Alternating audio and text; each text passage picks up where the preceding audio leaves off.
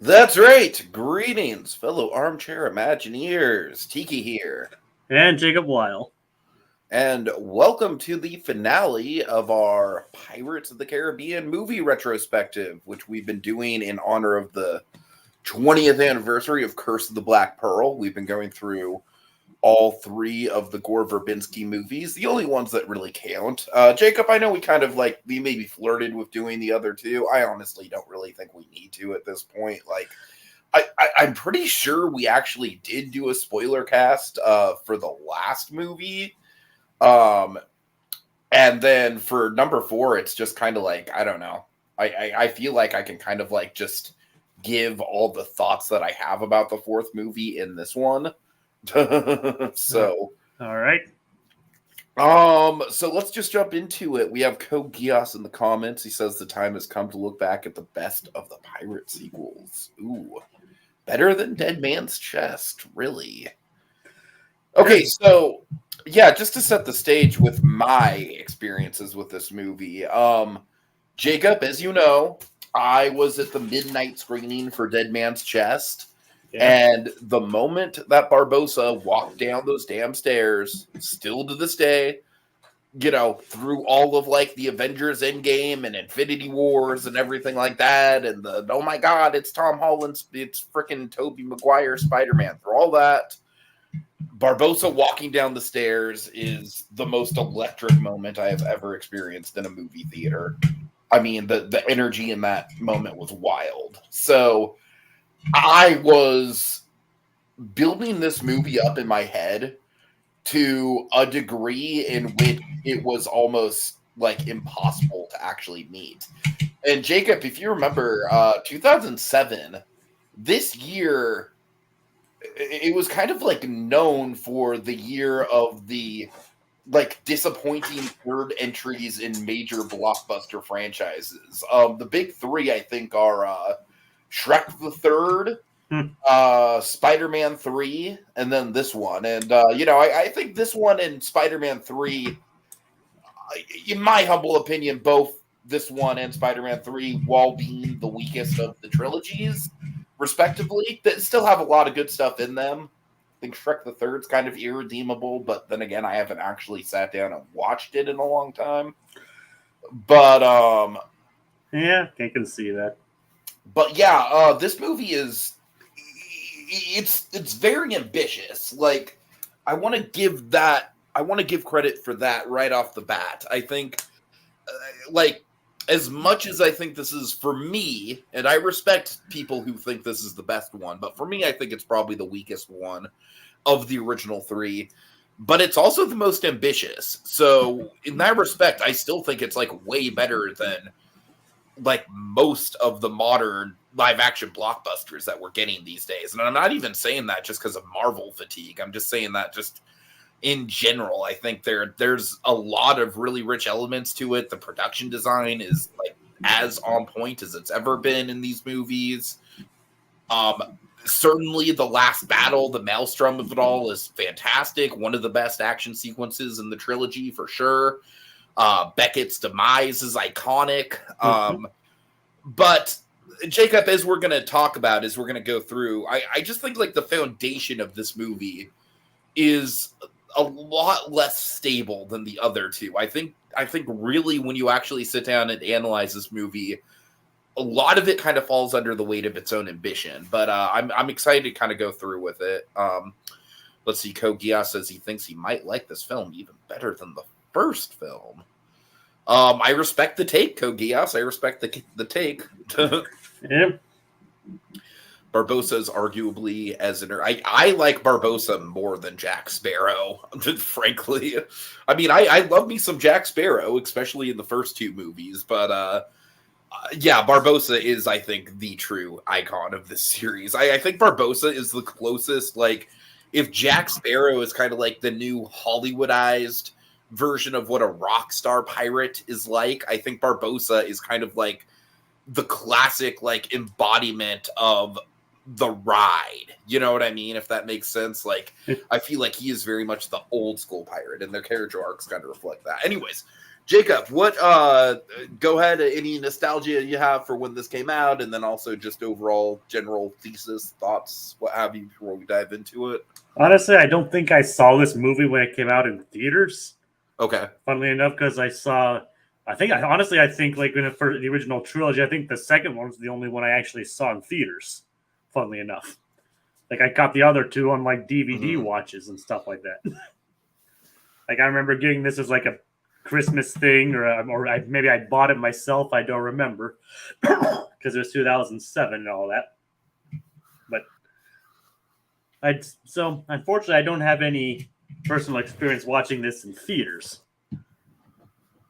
And and even watching it back then, I mean, like I liked it. It's definitely whether or not it's good or bad. I mean, that's I guess personal opinion, but at least at the very least entertaining. Like it definitely like keeps you interested in like saying, okay, what's going to happen next? Like whether you see that as a positive or a negative, it's like, okay, what's going to happen next, or okay, what's going to happen next.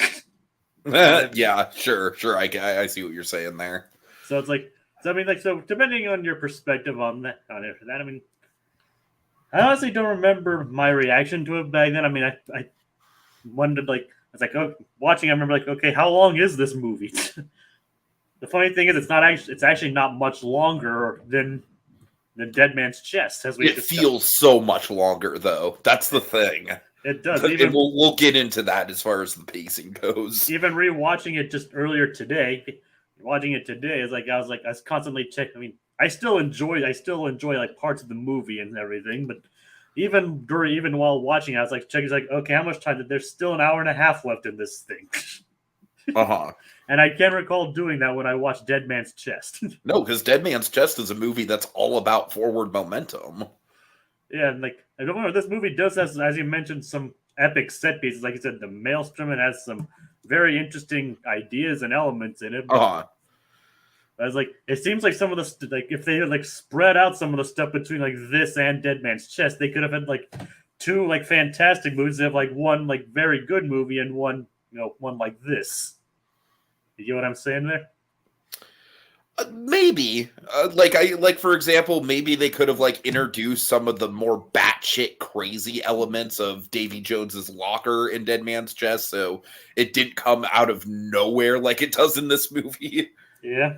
For example, again, with the, I'm sure we'll get to the locker and break it down extensively, but I respect the hell out of what they are trying to do with the locker. But man, I feel like it goes like maybe a step too far from the world building. Well, we have Aid March.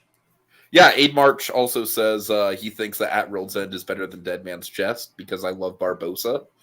I mean, that's totally fair. Like, for me personally, I think that Barbossa just having that rock star moment at the end of Dead Man's Chest, like that was kind of like enough. Like, but I hear what you're saying though. Also, Kogias is saying, notice how Chow Yun-Fat's character is advertised as one of the 5 leads of the film. I heard that a lot of his screen time got cut out. I love Chow Yun-Fat, and he's very good in this film, but I do wish he was in it more. Yeah, honestly, like, Sao Feng is a character, like, for me, Jacob, from my perspective, I remember being, like, knee-deep in the fandom online, which was less social media, more just, like, message boards and stuff. And there was a lot of speculation about Sao Feng, how he was going to fit into all this. Yeah. And honestly, Sao Feng is a very pivotal character in this movie, but yeah, his screen time and his presence is like, it's a little less essential than you would think it would be, given the role that he ultimately does end up playing in this film, which is a pretty pivotal plot point. So I'm sure we'll break that all down. Oh yeah. Anything else on your opinions on this, Jacob? I'm sorry. Nah, but I can't really say much else. I mean, like of the original trilogy, I also probably would find it the weaker one, like the weakest of the original trilogy. But again, better, like far better than like 80% of modern day Hollywood blockbusters, in my opinion. Still, well I'm not sure. Maybe I wouldn't say better, but it's more ambitious and less by the numbers. I guess. Sure. I wouldn't say I enjoy this more than some of the modern day blockbusters. I would say I enjoy this movie probably more than any 2023 blockbuster outside of like Barbie, Oppenheimer, and the Guardians of the Galaxy Volume 3. Well, like, and like I said, well, I don't know if I enjoy it as much as those, or and I don't really think Barbie or Oppenheimer like really count as like. I mean, they're both blockbusters, but it's not like the same sort of market essentially. But anyways. Anyway, yeah. Okay, so yeah, Jacob, things start this movie with let's hang a kid. Yeah. That is like that definitely gets a choice. It definitely catches your attention. I mean, look, I honestly, for me, I've kind of gone back and forth on this over the years. I respect the hell out of it as far as just like the boldness, but honestly, Jacob, for me, it's kind of like it's almost a little too much given the tone of the first two movies, and then suddenly we're thrown in. And honestly, I say that because generally speaking, I don't really think the tone of this movie is that much darker than the other two. I mean, you know, like with the many different Jack Sparrows and everything like that. It probably is the darkest of the three. Oh, Dead Man's Chest does have some really dark shit as well. Yeah. So for me, it's almost kind of like I respect what they're going for as far as like, yeah, we're escalating the stakes here, but it almost just doesn't feel like the franchise just in general. You know, does that make sense? I mean, it's just, the way I see it's like meant to highlight the cruelty of the Indian Jacob. Like, okay, these guys mean business. Yeah, but it feels like something out of Les Miserables or something. You know, it's like, I don't know. Like, again, I respect it more than I actually like actively like it as far as its role within the actual film is concerned, I guess.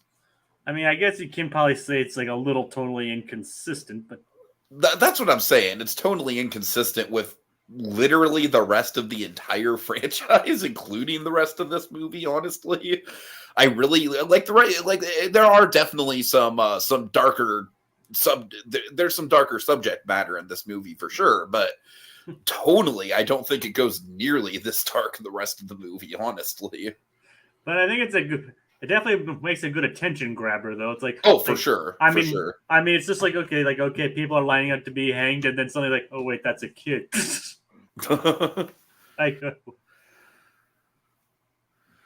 Okay, Kogia says the fourth Pirates film is one of the most expensive films of all time. Has the least interesting story and new characters in the series. The fifth one is actually pretty good.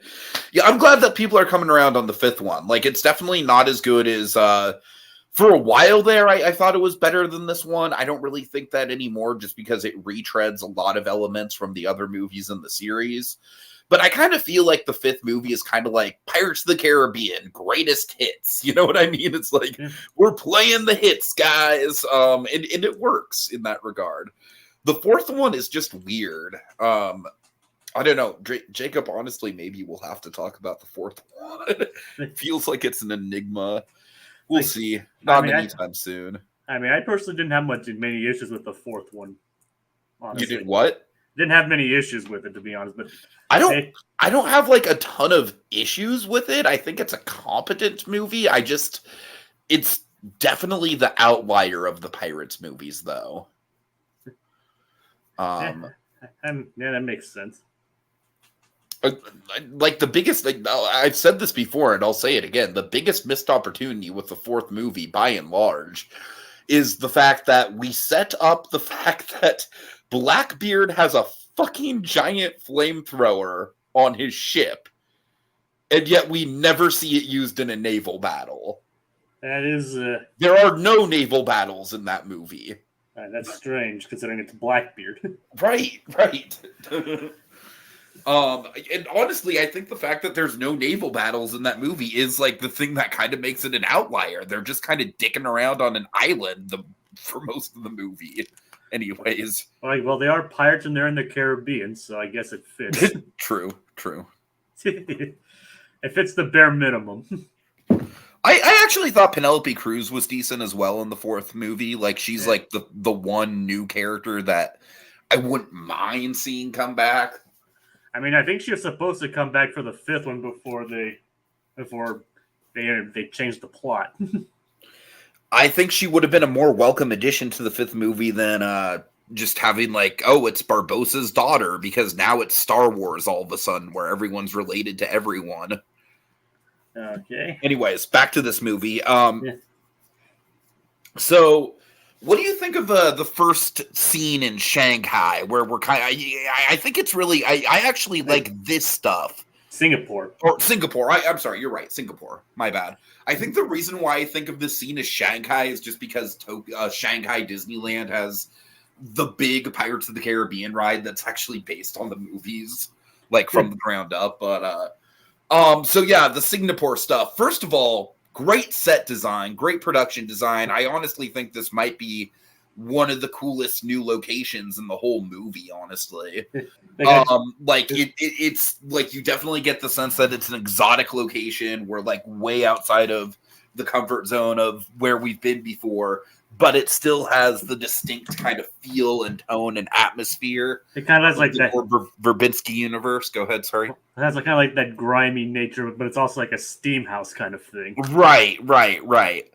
And I do like that this movie very much starts Return of the Jedi style, where the characters are kind of like, like knee deep into their quest to rescue the main character that they lost at the end of the last movie. It is very reminiscent of Return of the Jedi in the first act.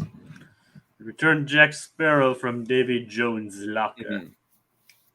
Mm-hmm.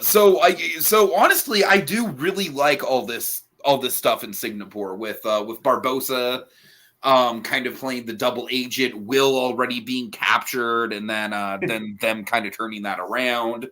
And the chase. And Sao Feng being like showing that he's not exactly he's actually pretty smart. Right. So yeah, all the stuff in Singapore is like really well done. My only thing is genuinely, I don't really remember why they even were in Singapore besides just to touch bases with Sao Feng, right? And just to get the chart. The chart, right? Okay. So that kind of leads into let's talk about the actual like mechanics of getting to the locker. It was to get the chart and like secure a ship and a crew. Right. I mean, secure a ship and a crew, that's fine, but I think one of the things in this movie that kind of goes a little off the rails is the actual like rules of the world building, where the mechanics of how to get to the locker and how to get out of the locker. Cool in concept, leads to some cool visuals, but it kind of goes a little bit too far for me as far as like, okay, guys, this is a little too complicated. Yeah, it's like going over a waterfall and everything. Also, what do you think when we go over the waterfall? What do you think of the use of the ride audio? That was pretty. It was a fun way to tie in like the ride and everything, but it just seems kind of weird to include it now of all times. I think it's a random inclusion, right? Like, yeah. I don't know. Like, honestly, as a kid, I was just like, oh, it's the ride, so I like it. But now it kind of just feels like, okay, like, I guess the idea is that, like, on the ride, you go over the waterfall, and that kind of, like, transitions you, into the main heart of the ride. Yeah, but in here, it's just like, okay, you're taking you to the afterlife. Yeah. And honestly, by and large, I find a lot of the movie, there's just, let me break down one of the biggest issues I have with this film, because I feel like it's just kind of like it kind of goes throughout the whole movie, and it kind of makes the individual scene by scene stuff a little hard to break down, honestly.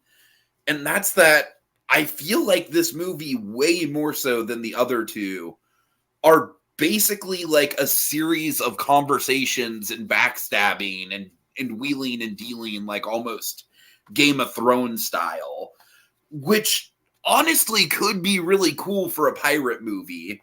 Like, honestly, if they were to reboot Pirates of the Caribbean, I think going in a Game of Thrones direction where it's more overtly, like, you know, political intrigue and stuff like that, and characters actively backstabbing each other, that would be cool. But I think the issue here is that I feel like the backstabbing and the wheeling and dealing, frankly, I think even though Will Turner has a perfectly reasonable motivation, and an interesting arc, and I do like where Will Turner ends up at the end of the movie. I almost think he goes too wildly in the other direction of like, I'm a very bad boy and I'm going to backstab everybody. I don't know. What do you think of that? Yeah, it makes. I mean, that does make sense in a way. Like everybody is constantly backstabbing each other. Like I said, this is one of the things that I think like could have been more. I mean, we had hints of that in Dead Man's Chest, but it was more like kind of like a minor thing there, and then like it was like almost like every other 5 minutes here. Exactly. I think Dead Man's Chest, when the people, when someone does backstab someone else, it's more impactful because it's really built up. Whereas here, it's just kind of like, it almost kind of reminds me, this. I'm going to pull out an analogy. I don't think you watched Survivor, so just bear with me here.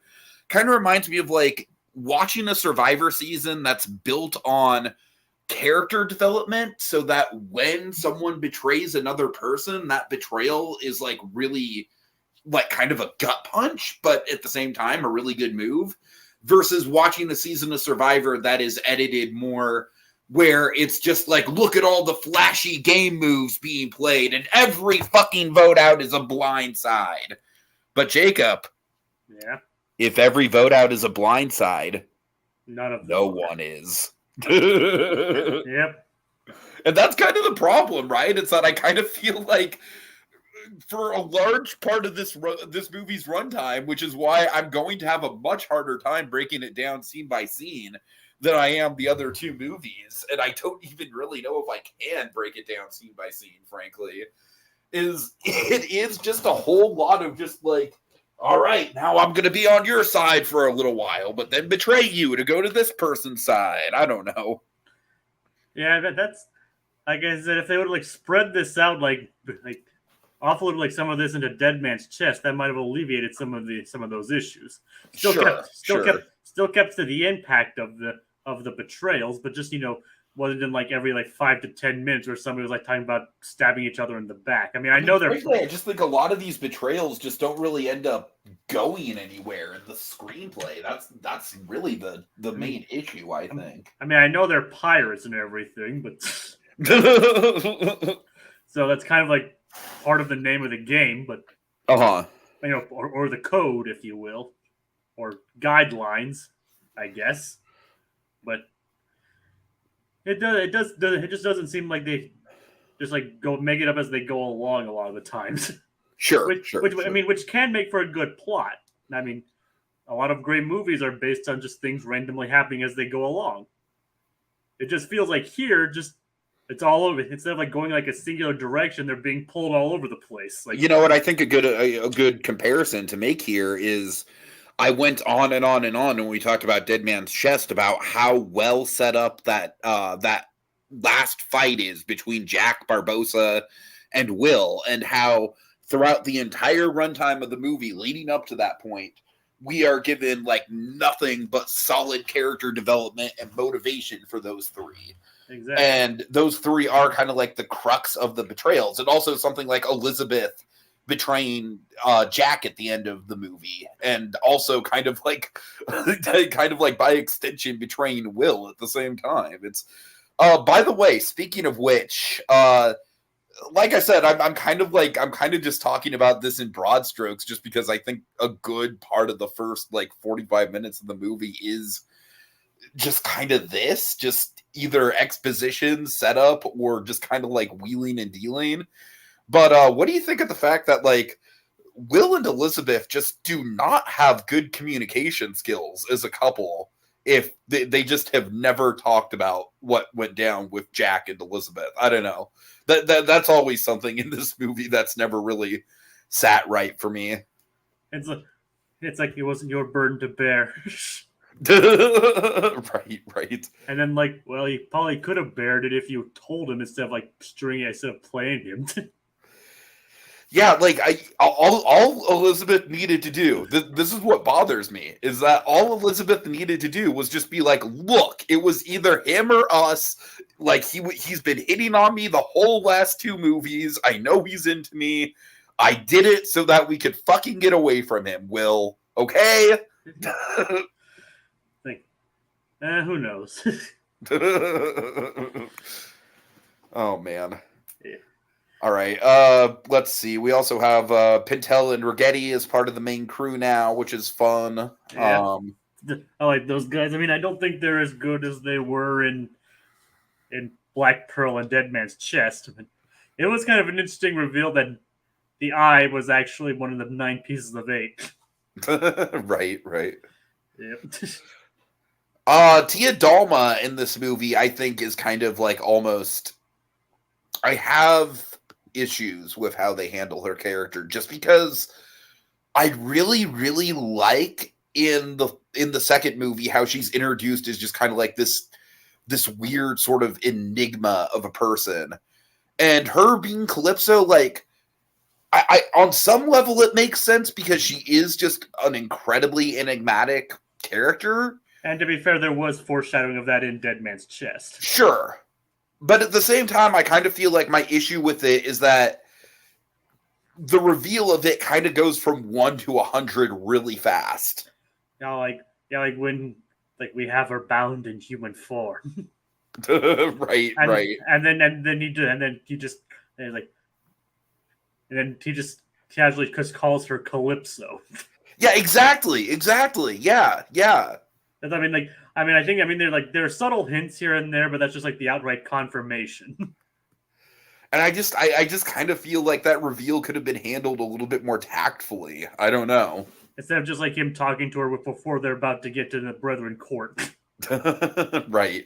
It's like, okay, well, we're kind of jumping around a little. Let's get to the actual like one of the more interesting things about this movie, which is the locker itself. We were going to talk about that, but we kind of got sidetracked a little bit. Well, like I said, it's just hard for me to because I know there's a big chunk of movie in between the Singapore stuff and then when they do get to the locker, but a lot of it just frankly kind of bleeds together for me, honestly.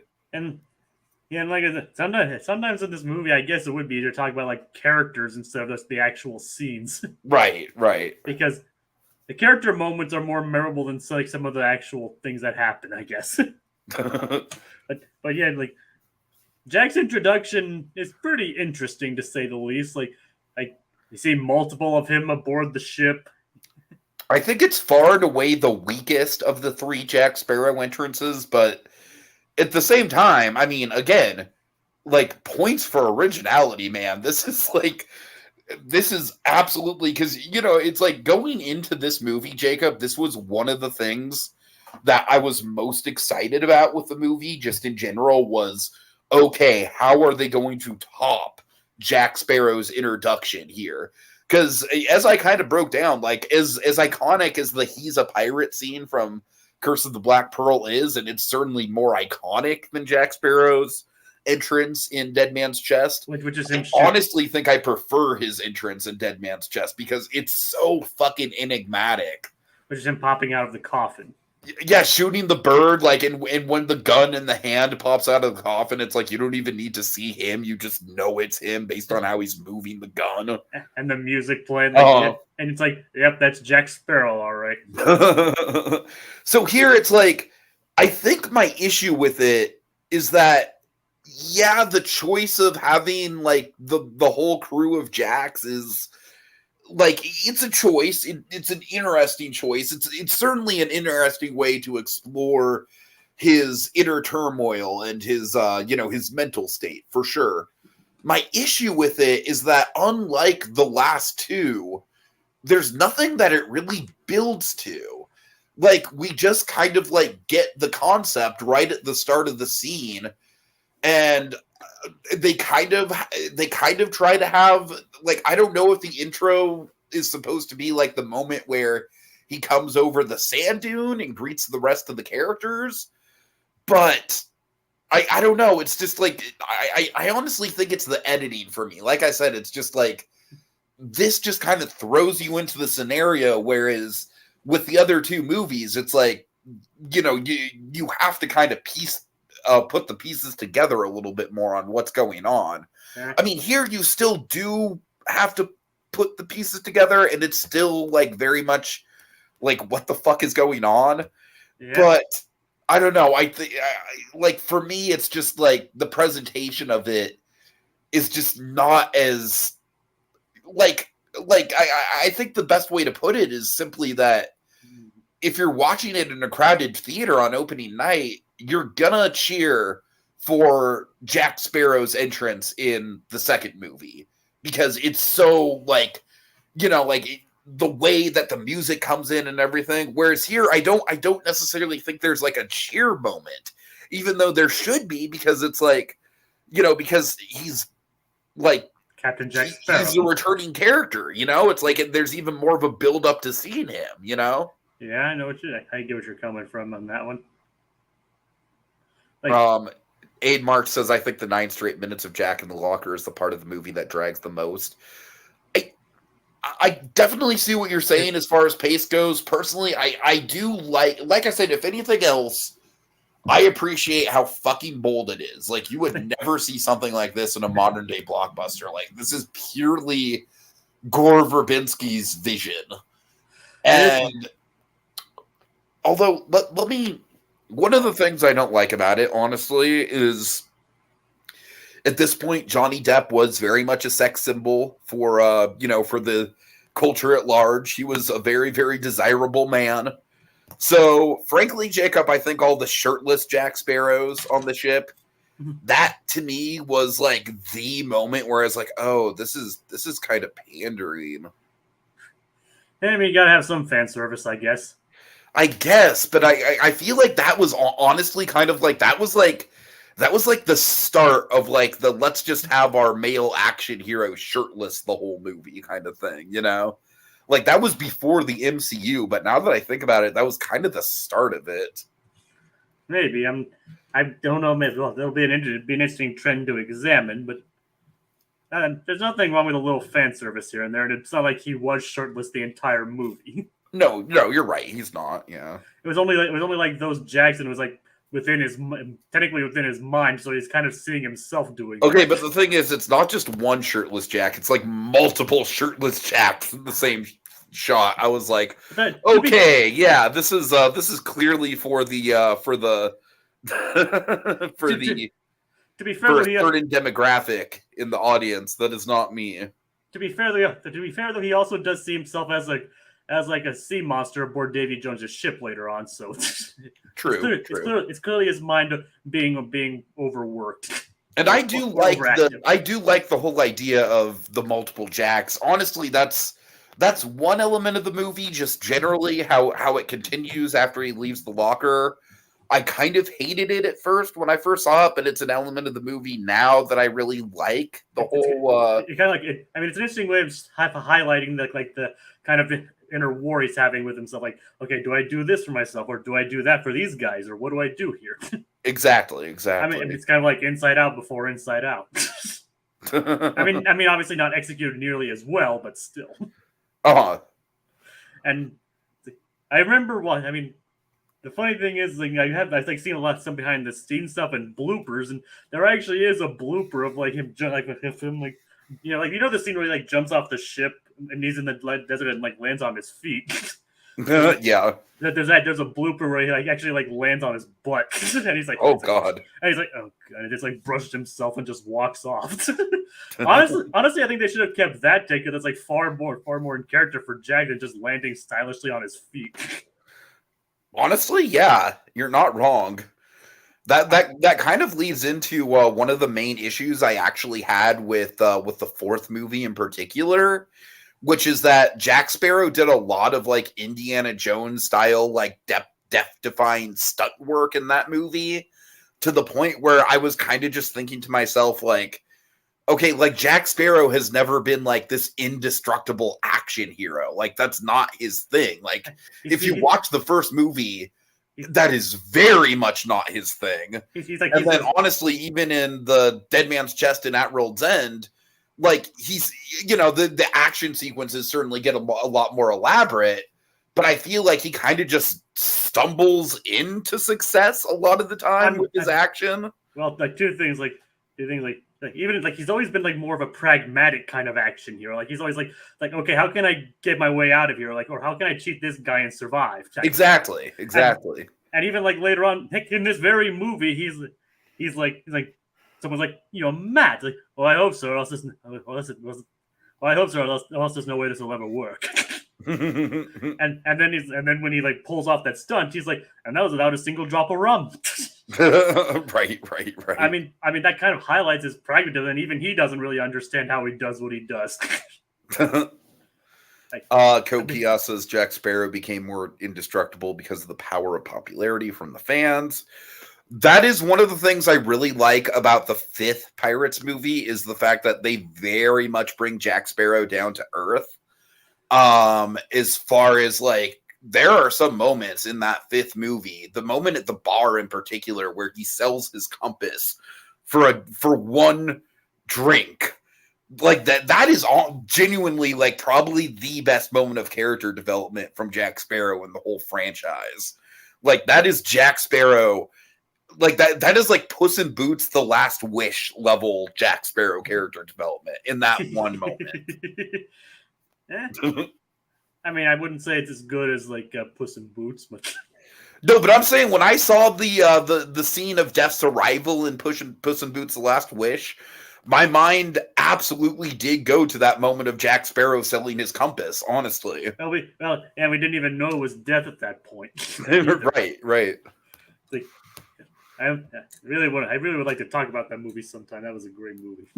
Did we never do a spoiler cast on it? I mean, if you guys did, I wasn't part of it. No, I don't think we did actually. Come to think of it, you're right. We probably should talk about that movie at some point. Well, I mean, maybe we can do it as like when celebrating the year of it or whatever. I don't know. Yeah, maybe.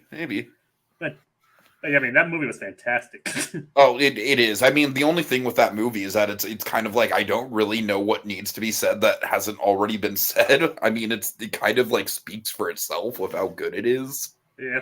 But like I said, but the funny thing is, I didn't get any Pirates vibes from that at all. Maybe it's been a while since I've seen Dead Men Tell No Tales, but it was just the atmosphere of that bar, I think.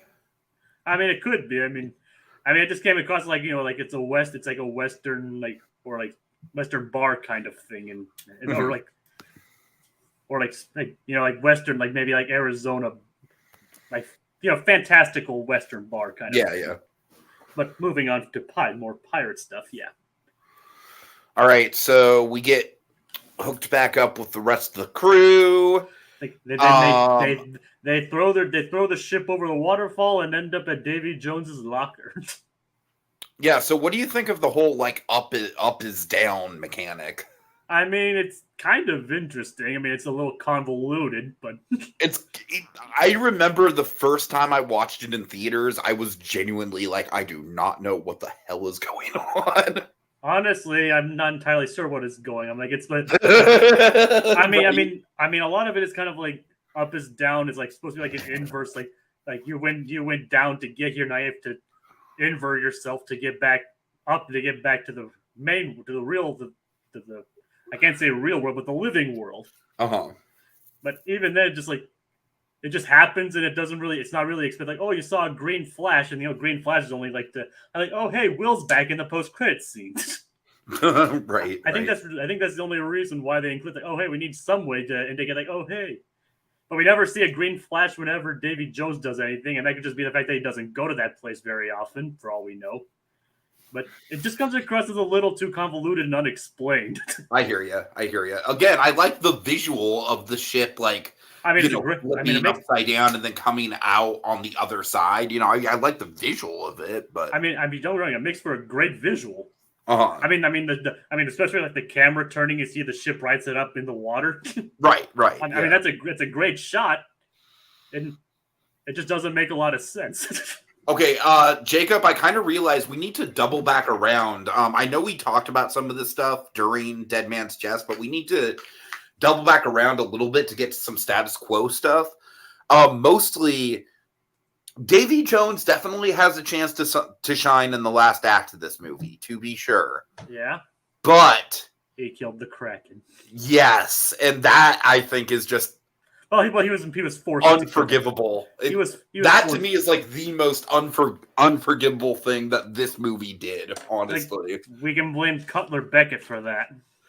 You know what? Do you think that they did that just to genuinely make the audience hate Beckett? I was like, because they did. I mean, it's entirely possible because he does say that, like, ever since I made you kill your pet. I actually think I never really thought of it like that before, just because obviously, like, the Kraken is an antagonistic force. You know, it's like the audience isn't necessarily supposed to like the Kraken per se, but the Kraken is fucking awesome. Yeah, and like, yeah, holy shit, that actually kind of makes me appreciate the move just a little bit more now, because it's. I mean, honestly, like, yeah, we are meant to be like, fuck this guy. I mean, honestly, I don't know if that was an intended reaction, and I wasn't even thinking about that until you specifically brought it up. But yeah, but I don't know. I think there might be some legitimacy to it, though. I think more realistically, the writers were just like, how can we have Beckett controlling Davy Jones when Davy Jones has the Kraken? We'll just have Beckett kill the Kraken, or have Davy force him to kill the Kraken. Right. Like, and the funny thing is, I mean, I think I mentioned this during Dead Man's Chest, but like, they actually revisited. You know how Kingdom Hearts 2 had visited Curse of the Black Pearl, right? Yes. Well, even like in the intervening games, like the games between 2 and 3, we never went to Dead Man's Chest. Like, they never revisited the Pirates of the Caribbean world to do Dead Man's Chest. So when they came, probably because like they did it on like a bunch of portable systems, they couldn't replicate the world as well. That or just didn't fit the story. I'm not sure. But either way, none of the games technically adapted Dead Man's Chest. So, but 3, when you got to 3, it did go back to the Pirates world, and it was adapting the story of Outworld's End. It's like, and it actually began in Davy Jones's locker. Oh, interesting. Yeah, it's like, and even like, there's even a part you have to collect some of the crabs, I think. Yeah. But the thing is, like, apparently in that universe, I don't even think Cutler Beckett's in that game. I honestly don't think. And the Kraken was never killed. He's like, well, really? That's hella interesting. It's almost kind of like an alternate timeline type deal. Yeah, but it only, like, you only really ever see its tentacles, and it's part of like the boss fight against Davy Jones. I mean, the music definitely makes it more epic, but you don't really see much of the Kraken other than just the tentacles. Right. And it's just like you're in the maelstrom, just firing at the tentacles. Okay, speaking of a couple other status quo things in this movie, like, I don't know, like, I respect the whole choice of, like, you know, like, Beckett does have control over Davy Jones, but there's something about the presence of Davy Jones in this movie that, like, is a little underwhelming, and I'm just saying, like, maybe I don't even really know how to put my finger on it. Like, obviously we get some good stuff with him in the second half. I just think he's just kind of standing around for a lot of it. Like, they put all their best stuff in Dead Man's Chest. Exactly. Yeah, it almost kind of feels like it's. Don't get me wrong, it's not this bad is the comparison I'm going to make, but it kind of, like, vaguely reminds me of, like, Infinity War Thanos versus Endgame Thanos. All right. You know, Endgame Thanos is fine, but Infinity War Thanos is amazing. Oh, yeah. Another status quo thing I was kind of disappointed with. You know, I was a huge fan of Norrington in the second movie. I loved his arc. I love the heel turn. And honestly, I'm very disappointed that he doesn't have more to do in this movie. Like, he does do the whole self-sacrifice thing, which I think was ultimately, like, where his character was always going to end up. But unfortunately, I think that's just about the only thing he has to do in this movie. Like, there's really no big build-up to it. Yeah, I mean, and of course, Jack Davenport, of course, does great with what he has, of course. Of course. He's like one of the best actors in this whole thing. Uh-huh. I mean, especially in the second one. I mean, we talked heaps about him in the second one. I still don't think he's as appreciated as he should be in that second movie, man. I'm such a Norrington fanboy in Dead Man's Chest. I mean, I'm with you on that one. Unfortunately, I don't think he was in any of the Kingdom Hearts games, as to bring that up. I think you're right. Yeah.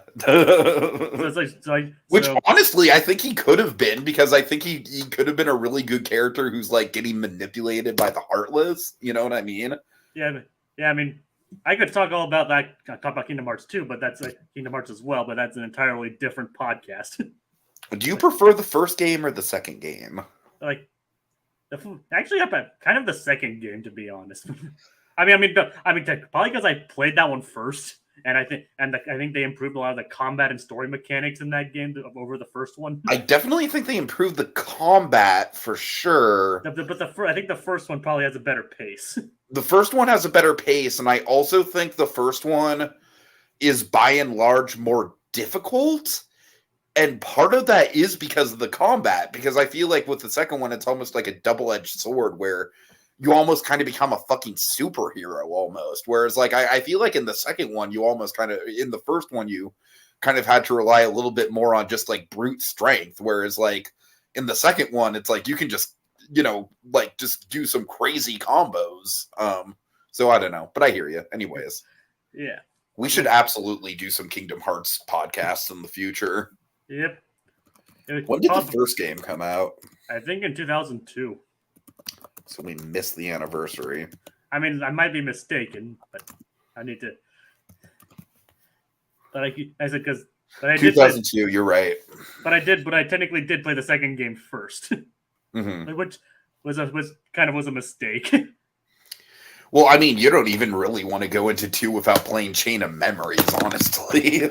Yeah, it's like I didn't even know about Chain of Memories when I went into 2, like I hadn't played Chain of Memories. I had like a vague awareness of what it was, so I kind of knew the status quo of where Sora was at, but it was still like I knew nothing about the Organization 13. I knew nothing about Nominee, so it was a very interesting experience. Yep. All right. Anyways, this is not a Kingdom Hearts podcast. No, I mean I was only bringing it up because it was tangentially because it has pirates in it. No, I know. Like but yeah, we definitely should talk about that one of these days. But Norrington. But yeah, Norrington. I kind of feel like I wish that he did do more. I mean, his sacrifice is sad, and like it is kind of interesting that it did come at the hand of Bootstrap Bill in a way. Like. And I kind of wouldn't. I mean, I don't know if this was like hinted at in the second one, but in this movie, Bootstrap seems to be having like memory problems a lot of the times. Oh yeah, I'm glad you bring that up because honestly, I kind of feel like plot wise, it does make sense just because it's like the more, the longer you stay on the ship, the more you become a part of the ship. Like that's kind of what they're going for. Yeah, but he was perfectly fine in the last movie, and not much time has totally passed. Fine in the last movie. Yeah, so I totally. I mean, then again, there is like an ambiguous period of time that is passed in between the second and third movie. So. I know, but it just doesn't seem like much time. I mean, no, I know.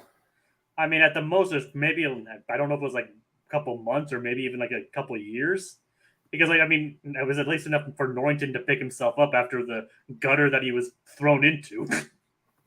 Well, to be fair, I mean, I think he did play a hell of a trump card to get into that position at the end of the last movie. I don't really think he'd need to do that much more than that. I know. What I mean is, like, he looks a lot cleaner and well presented in this movie than he did. Sure. That's what I meant. But it's like, so either way, it's like, I kind of wish that, like, either, like, explain or like show some more hints, but like it just seemed like, I mean, really the only 2 times it happens is like when he's talking when Bootstrap's talking to Elizabeth, like it's like my son won't come for me, but then he goes back in the wall and it's like my son, he'll come, he made a promise.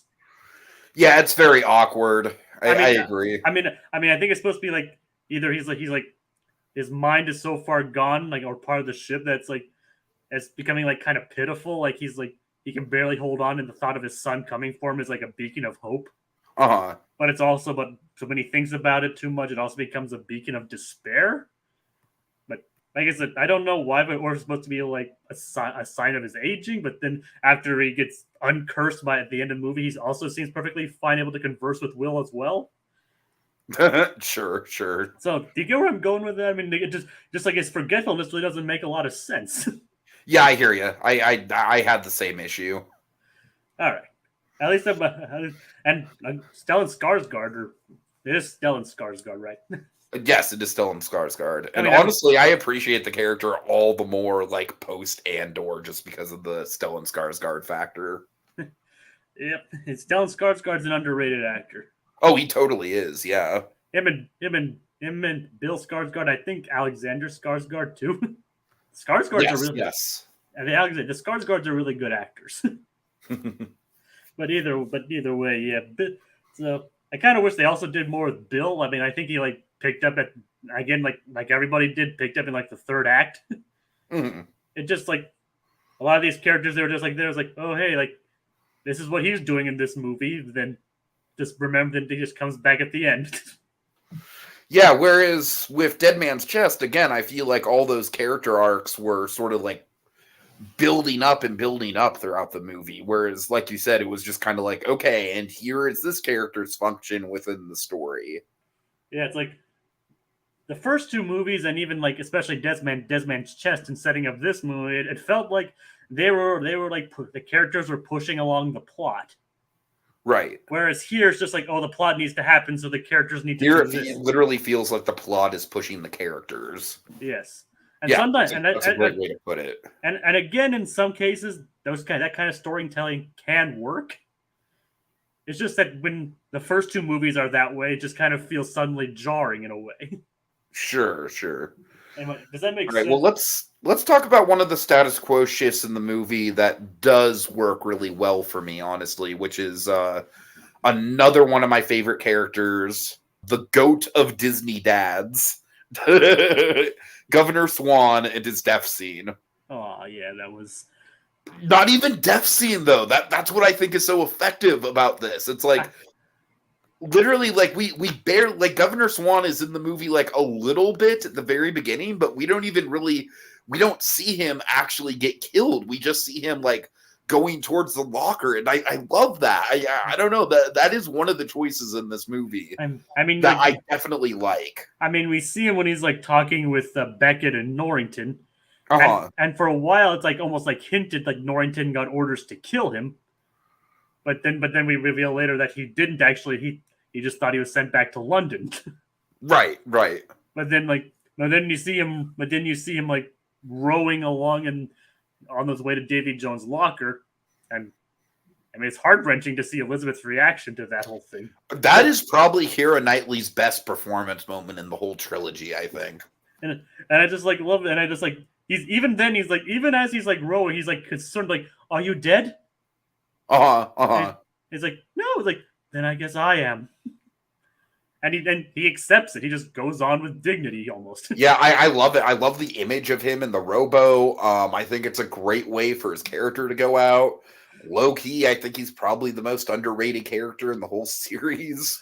Like, so and of course this final is like, I'll give your love to your mother. It's just like, oh. It's just all right. So we're back on dry land, or the real world, or whatever the fuck we want to call it. The living world, I guess. Yeah. But does Outworld's End, like, I think funny thing, like Outworld's End both kind of counts at the fact that they both fell off the end of the world, and also the fact that the world of piracy is almost coming to an end. So I kind of appreciate the double title, even if it seems kind of stretched in a way. I didn't even really think about the end of piracy thing. That's actually a good point. I mean, I don't know if that's intended or if they're just like, oh, hey, we're naming it after this massive set piece we have. I remember the original title of this movie was rumored to be Uncharted Waters, which I've always maintained would be a really good title for a Pirates movie. And to be fair, that wouldn't really make a lot of sense for this movie anyway. What, Uncharted Waters? Yeah. That wouldn't make sense? I mean, well, only for like it only makes sense for like that one particular scene where it's like sometimes you got to get lost to find out where something right. is. I mean, I don't know. I think it makes enough sense just for the whole finding the locker of it all. I guess that could kind of work. All right, so honestly, once we get back to the living world, we have the iconic "What are you doing?" No, what are you doing? Yep, That's iconic. That's Yeah. probably like the best like character beat in the whole movie, honestly. You mean like the Mexican standoff scene? Yeah. And they try shooting each other. It's like wet gun, wet powder. We can use them as clubs. Ow. Oh God. So honestly, I'm not gonna lie. Yeah. That point up until the pirate court, Jacob, it's a fucking blur for me. Like what we were talking about with the whole Game of Thrones style, just wheeling and dealing and backstabbing. It's like I genuinely cannot pick out individual scenes within this stretch, honestly. Yeah, it kind of does like run together. Is there anything that you want to specifically highlight? I mean, there's Jack's interaction and trying to make a deal with Beckett. I forgot about that. Yeah, that is pretty good. And then there's like the ship battle, the initial like ship battle where they're like trying to get the chest and everything. Uh-huh. And of course, like somehow he gets a leg up and like sets Beckett back a little bit. It's like and even like when one of his lieutenant or lieutenant, I don't know why it's pronounced like that, but he's like, do you think he plans it all, or do you think he's making it up as he goes along? I mean, that pretty much sums up Jack's character a lot. I feel like that line was almost kind of like an acknowledgement of like, yeah, we're getting a little silly with these action scenes at this point. It's always nice to have a bit of acknowledgement in that case, though. Totally. It's like, but yeah, other than that, I mean, for all I know, that could be all that happens in that moment. Yeah, it really runs together, man. It really does. I mean, this movie is almost 3 hours long. I know I keep bringing this up, but like Dead Man's Chest was like only like 10 or so minutes shorter, but it didn't feel nearly as long. Dead Man's Chest literally feels like a 2.5 hour theme park ride. Yeah, it does. In a good way. That could be a derogatory statement, but I really don't mean it to be. No, I didn't take it as such, but you get where I'm coming from on that, right? I mean, absolutely. I feel the exact same way. Yeah. I mean, I know I've said that a couple times, so I probably won't say it anymore. I feel like if they were to reboot Pirates and do it as a trilogy, I very much feel like they could have a lot more of this kind of like, like wheeling and dealing, political intrigue, who's on whose side kind of stuff. I really do. I genuinely don't think that's out of the realm of possibility for a Pirates movie. Like, I get where they're coming from trying to do it. I think the problem is that, like, A, the whole movie can't just be that.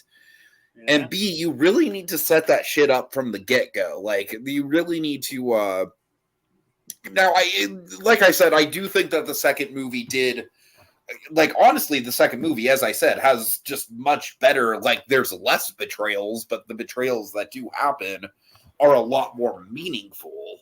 So it's like, I do think that you can have a series where it's like the characters are constantly betraying each other and vying for power.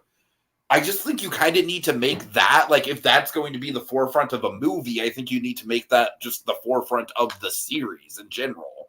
Like, the forefront of this series was very much, like taking Pirates mythology and sort of modernizing it and recontextualizing it. And honestly, I think when it does that, with stuff like the Kraken and the Locker and Davy Jones and all that good stuff, it's brilliant for the most part. I genuinely think it's some like super, super creative Hollywood world building. Like some of the best. Like, I know it's technically based on the theme park ride, but let's face it, this is by and large an original IP.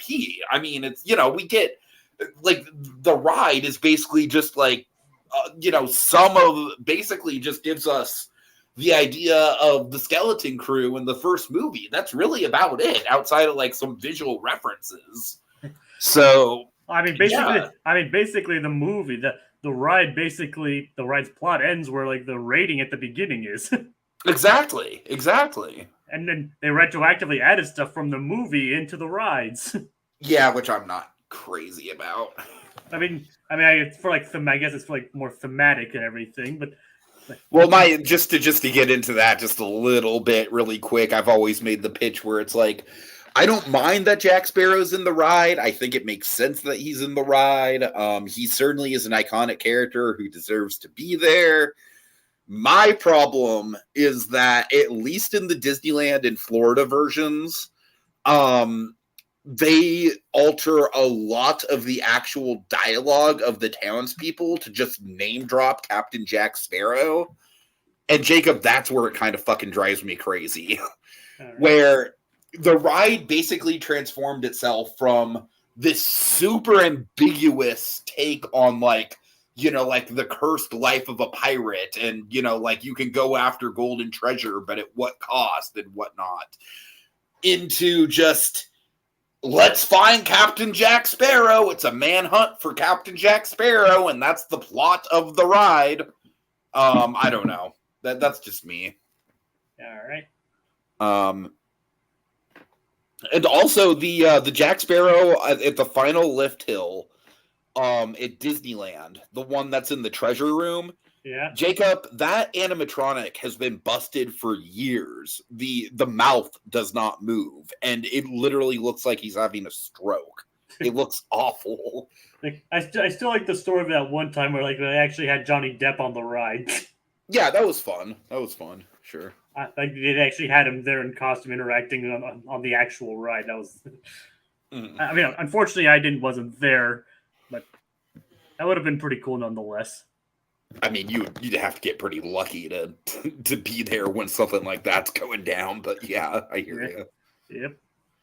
Okay, so yeah, let's go to the pirate court, I guess. Well, we haven't talked about South Fang's death.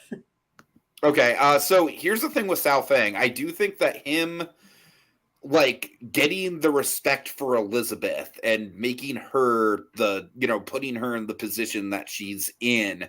Well, I definitely think that's an interesting idea. Well, yeah, but at the point, he also thought she was Calypso. Yeah, true, but still, I think it's an interesting idea. I mean, yeah, it is. Again, I think the problem is that he just kind of pops up 2 times in the whole movie, and that's really about it. And people have made commented that he's definitely got scenes on the cutting room floor that I really don't think they should have cut, honestly.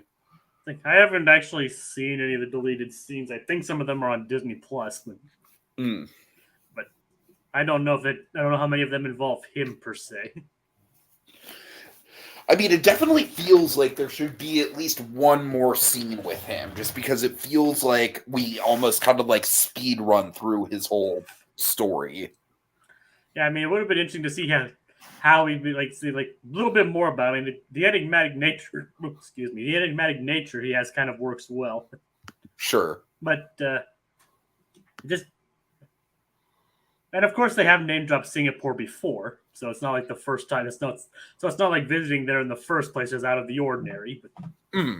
But yeah, I would have. That is one of the things about this movie that I will say. I don't know. I'm of 2 minds of it. We'll kind of get into it more when we get into the council. But I do like the idea that this movie very much like expands the piracy to like being a worldwide thing. Yeah. I think my issue is that I just don't think we spend enough time with any of the other pirate crews. And it's not like we needed to spend a ton of time with any of them. That's funny. Yeah, go on. But I feel like we barely know most of them. Like to the point where it's like, I think a lot of the pirate captains have really awesome designs, and I like the idea that there's all these different pirate crews from around the world. Which a lot of which is based in reality, of course. But and I don't really know how you would have characterized them and given them more depth. Besides, again, like maybe, I don't know. It's tricky because Dead Man's Chest is already a very packed film in its own right. I don't really know if I mean, this is the first time, but it's just like they could have at least mentioned it there. Like they, right. You could have at least set up the fact that there is a broader pirate court. Yeah, I don't think that was ever. If I remember correctly, that was never mentioned at all in Dead Man's Chest. Which, I mean, when you think about like how Dead Man's Chest took very, very throwaway elements of Curse of the Black Pearl and really made meals out of it. Like, for example, they took the, I assume, improvised line of, and then they made me their chief, and got Cannibal Island out of it. You know what I mean? Yeah, like they took the. It's like, oh, when Jack's made chief again. Like, yeah, so. And then. Well, I'm saying compared to how they just were very natural about the the stuff that they expanded upon from the first movie to the second movie. This movie, it just very much feels like there's a lot of shit they want to hit on. I don't know. I almost feel like for the amount of shit that they wanted to do in this movie, I almost feel like this should have been like a season of a TV show or a mini series or something. Or maybe even 4 movies. Right. I mean, before Dead, but like split this into 2 different movies, maybe. Oh, I see what you're saying. Yeah, that could be too. Yeah. I mean, who knows? That might have been too much as well, but I think that might have alleviated some of the bloat. Like, and the funny thing is, like, speaking of like the pirates' court, like it is good. That's something else that's kind of rooted in like pirate mythology, like the colony of Libertalia, which is or Libertatia, like founded by like the pirate, like it's like a fictional pirate colony, like founded by Henry Avery, and it's like supposedly like a safe haven for pirates. So it's like so something like that kind of was also based in not in, I can't say in truth because it's like because it's not supposedly true or anything, but it's based in like pirate lore. So it's like yeah, but and like I said, that's kind of like one of the things I really like about this series, just as a whole, is kind of taking that pirate lore and expanding on it. So that is one of the things that I do like about this whole idea of the pirate court. Yep, and of course, we figure out what the 9 pieces of 8 and everything. like with Mr. Gibbs, which we haven't even mentioned throughout this entire podcast yet. He's there. He's a reliable character. He's hanging out. Yeah. You're right. We haven't mentioned him at all. Yeah, I know. I mean, sure, he doesn't do much, but he's always a welcome presence. Oh, he is. I mean, besides Jack Sparrow, he's the only character to appear in all 5 movies. Yep. Well, Jack Sparrow and I guess technically Barbossa too. Yep. They're like the 3 cornerstones. Yeah. And is it a Mr. Gibbs? Like, he's pretty. I mean, let's face it. Like one of his main purposes in the first movie, and even some bits of the second, was like almost as like to help the blank slate characters along, like provide exposition to like what's going on. I still would like to see his backstory, honestly, like how he fell out of the Navy and got into piracy. Like, was he already into piracy? Like, was the whole being fearful of pirates in that opening scene just a front he was putting on? I don't know. I feel like there's a lot of unanswered questions about Gibbs. Or was he disgraced and then fell into it? Right. I mean that would kind of be an interesting perspective, but it also kind of makes him a bit more interesting if you think about it. But it does. I'm not saying they have to make like a Gibbs prequel. I think it's interesting the fact that we don't know. Gibbs a pirate story. Oh my God, please no. But Kevin McNally would be up for it. but anyways, like he explains like what the 9 pieces of 8 are, and how they're like significant, and like with like. And like how the first meeting of the Brethren Court was basically just a bunch of broke pirates. And now the 9 pieces of it, like, it sounded better than like 9 pieces of whatever we had in our pockets at the time. Which is pretty interesting. I mean, I don't know if that's like I don't know if that's like the most interesting piece, but I just found it a little fascinating. Sure. Anyway, moving on. All right. So after the Pirate Brethren court, we pretty much just go right into the climax, right? Yep, after Elizabeth is elected king of the pirates. Which is a cool moment. She literally went from being a pirate, kind of like closeted pirate fangirl, to being a little king of the pirates. I mean, honestly, again, I will stick my neck out for Elizabeth Swann hardcore as far as like, like people bitch all the time about like how Hollywood writes the strong independent women archetype, and I agree with a lot of it, honestly. I'm not one of those people that just hates strong women, obviously, but I mean, to be fair, a lot of people actually don't, and a lot of those arguments are just misconstrued. But you know what I'm saying, though. You know what I'm saying. There's, I think, for example, one of the ones that I think is pretty unforgivable is the way that they wrote the live action Mulan, where she basically just has metachlorians and is perfect and can do everything right from the jump, which was like never the point of the original Mulan. The point of the original Mulan was she had to learn those skills. Yeah. So it's like, so what I'm saying is that Elizabeth Swann is a character that is both very feminine and also just very strong-willed and kicks ass and has a lot of agency in the plot. I mean, that's what makes her better than those those like emotionless robots. Yeah, totally. I mean, because don't get me wrong, they're fine if like the story or the world calls for it, but a lot of times they don't. Exactly. Here it's like she actually had the character development across 3 movies to back it up. Right. It's like, but like she's still. The thing is, like, she is still like the lead. She became like the leader of these pirates and everything, but she's still recognizable as the girl from the beginning of the first movie who loves pirates. Yeah, so it's a very satisfying arc for her, I think. Yeah, I mean, like, and so like I said, and I love the meeting with Jack's dad. Captain. Oh yeah, Keith Richards. We can break that down. It's like it went from like, of course, like, Johnny Depp famously like modeled Jack Sparrow after like pirates being rock stars, so they got a rock star to play a pirate. I think Johnny Depp specifically cited Keith Richards too. Yeah, so they actually got Keith Richards, which is nice because I'm a big fan of the Rolling Stones. Yeah, I think his cameo works a lot better here than it does when he pops up again, just because it feels a lot more special. Whereas when he pops up again in other movies, it's kind of just like, oh, there's Jack's dad again. All right. He only popped up in the next movie. I think they got Paul McCartney for. They got fucking Paul McCartney, which was honestly like, that's just, I don't know. I'm not a big, like, I used to be a big Beatles fan, but I'm not a big fan of the trajectory of McCartney's career. I'm more of a fan of like the Beatles solo work than I am the fan of their work as the Beatles. I'm a George Harrison fan. George Harrison's good. I fucking love George Harrison's Beatles songs. Yeah, anyways. They are. But another topic for another day. Yes. But yes, like seeing him, I'm a big fan of the Rolling Stones, and honestly, I don't think I recognized Keith Richards at first, but then I was like, oh, hey, it's Keith Richards. What do you know?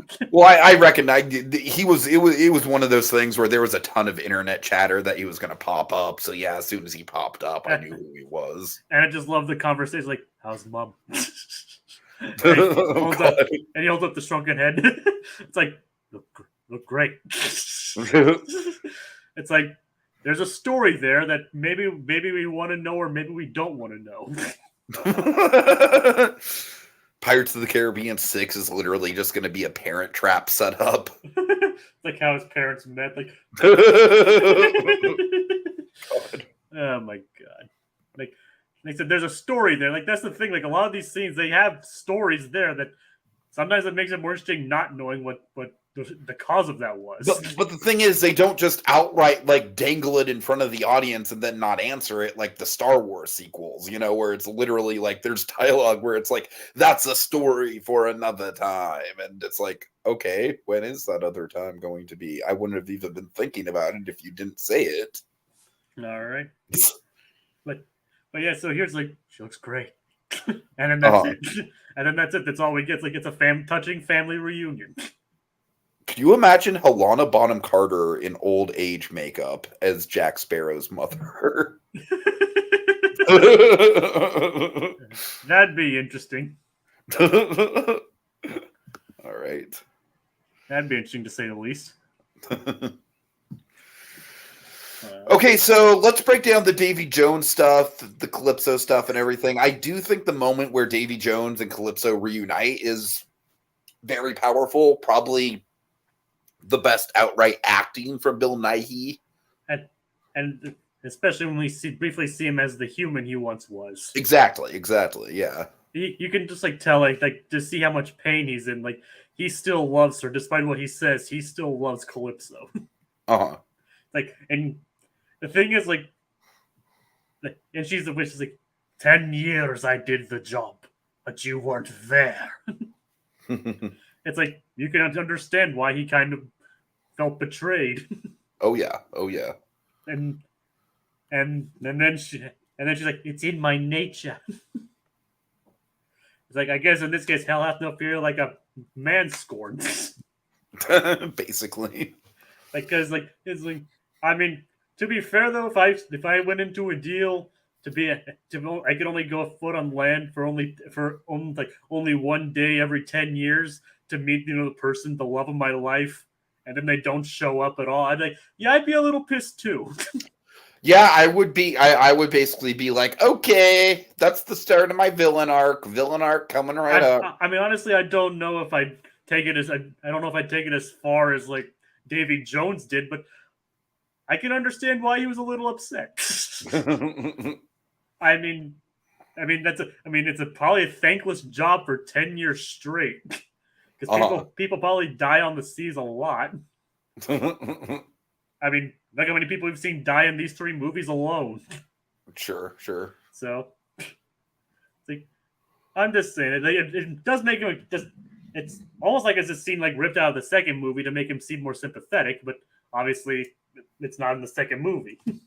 I don't even know what I mean when I just said that, but it's just like, but I will agree, it's a very powerful scene, and it highlights both the character arcs of both Davy Jones and Calypso. All right, and then we get into the Maelstrom. And the Maelstrom, like after they free Calypso, which I guess is her way of trying to help. Which I got to be honest with you, I've never been crazy about the visual of her turning into the giant pile of crabs. Yeah, that didn't make a lot of sense. I mean, I kind of get what they're going for as far as like the she's returning back to the sea of it all. Yeah, and the crab is the same crabs that were in Davy Jones's locker. Right. But I don't know. I just think it was a little like awkward visually. Just her being a giant was honestly kind of awkward visually, especially just because like the CG doesn't necessarily hold it. That like her as a giant is one of the few things in these movies that I don't really think holds up all that well. I mean, even when I watched it back then, I thought it was kind of out there. Yeah.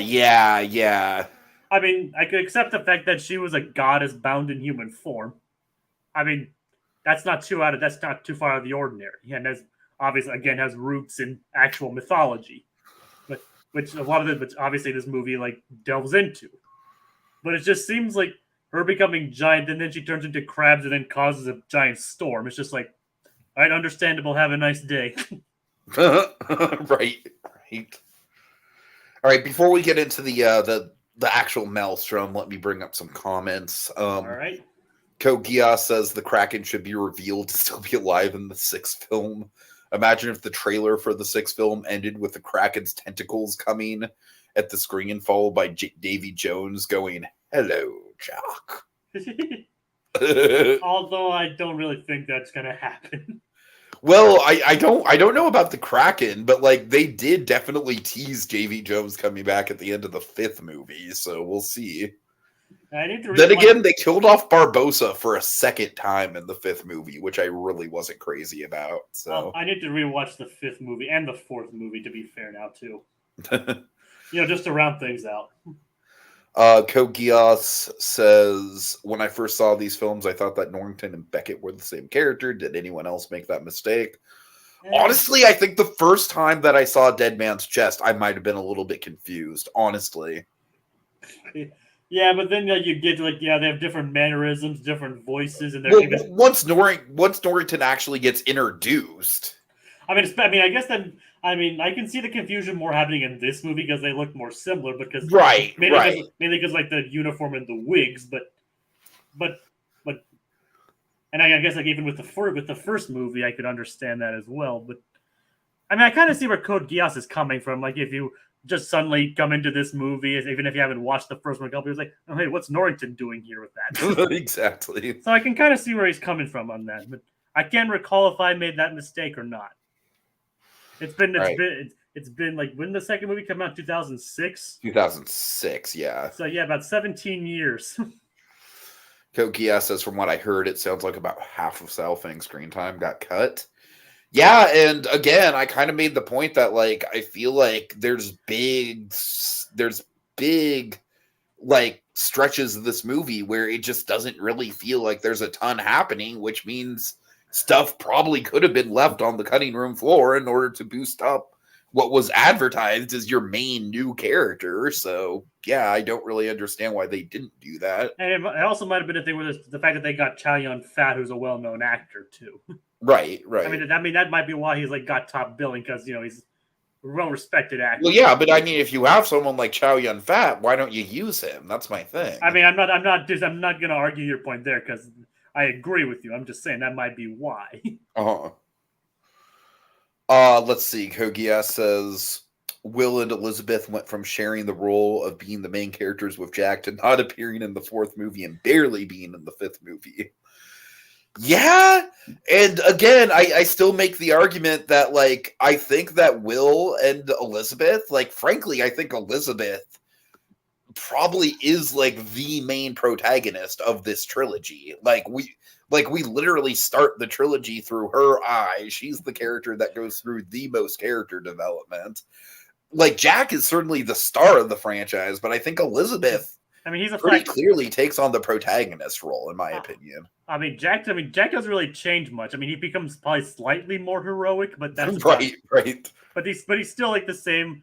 He's still the same lovable rogue that we know from the first movie. Okay.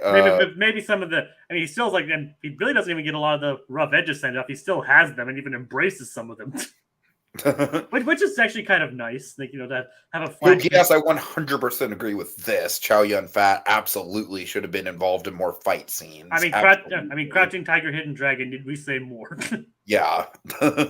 I still haven't seen that movie, but I still know the fight scenes in that movie are impressive.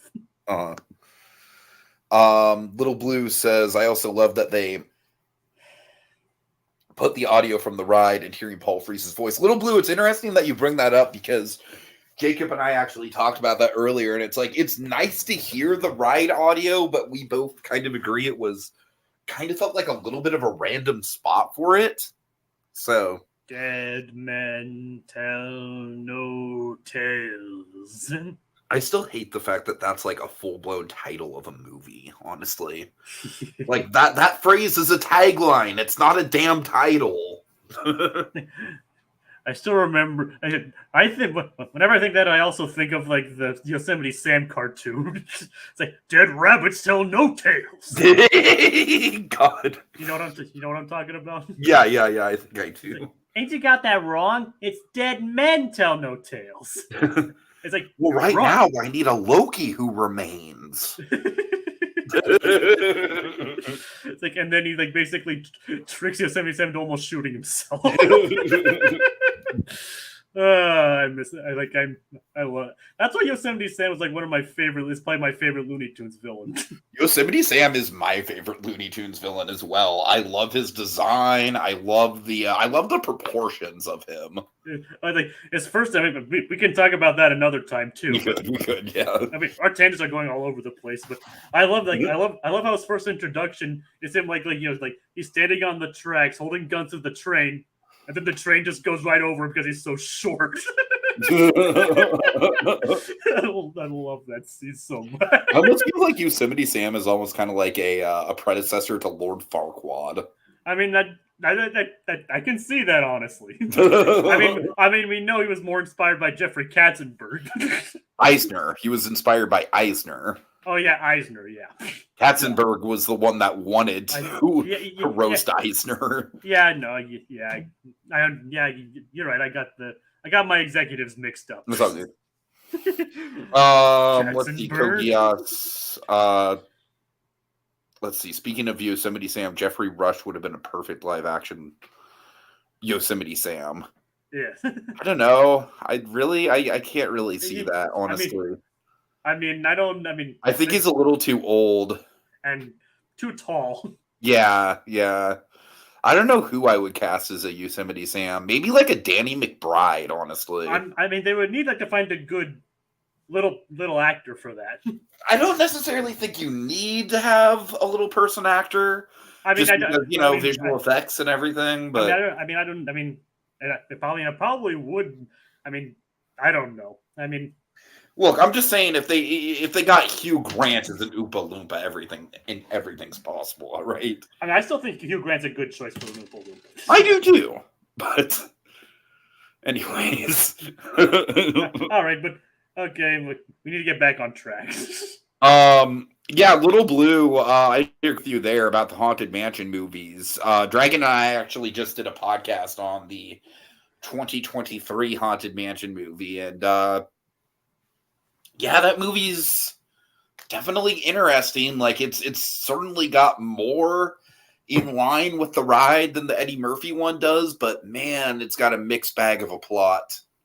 The way I worded it personally to Dragon, like off air once, was like just recently was I was like it's probably objectively a better made movie than the Eddie Murphy one is, but I don't think it's as enjoyable as a movie as the Eddie Murphy I agree with that, honestly. It's probably objectively better, but the Eddie Murphy one I still think is slightly more entertaining.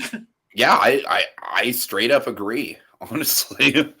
I think that my whole argument for the Eddie Murphy version has always been, I think the Eddie Murphy version knew what it wanted to be more than this one does. Because this one, it's not sure if it wants to be like a Clue style ensemble comedy or like a tragic, drama or a horror movie. The tone is all over the place. Yeah. Eddie Murphy should have at least had a cameo. I don't know. That would have been risky. Yeah. It would just be really out of place. All right. Well, anyways, let's get into the actual maelstrom of it all, which the big set piece of the movie that was in basically all the trailers. And it is fantastic. I don't think it's quite as good as the wheel fight in Dead Man's Chest. Obviously it's more of a visual spectacle, but right. Whereas that one was all about like the staging and the choreography. Yeah, there's elements of that here, of course. Obviously it's just the sheer fact that they're fighting in basically a giant whirlpool in the ocean is impressive in itself. I would say it's definitely the best naval battle of the series. You can't really top this. It's kind of hard. Yeah. And the series has had some good naval battles. What are the? And I do like the fact that it combines a naval battle with a sword fight, which in the first and second movie it was always just a sword fight. And this would have been a good place to have the Kraken. Yes, it would have. You're not wrong. I said maybe that's why they included it in the boss fight in Kingdom Hearts 3. I don't know. Right. But can you the Kraken just? Maybe it was more of a budget thing. I don't know. But this movie was already expensive. Yeah, I don't know if it was a budget thing because at this point, they knew that this was going to make money. Yeah, so I don't know. Maybe they just couldn't find a way to work it in. But maybe it was too much of a story breaker to have. Sure. To send the Kraken to get the heroes. Why isn't the Kraken going after him? Oh, it's dead.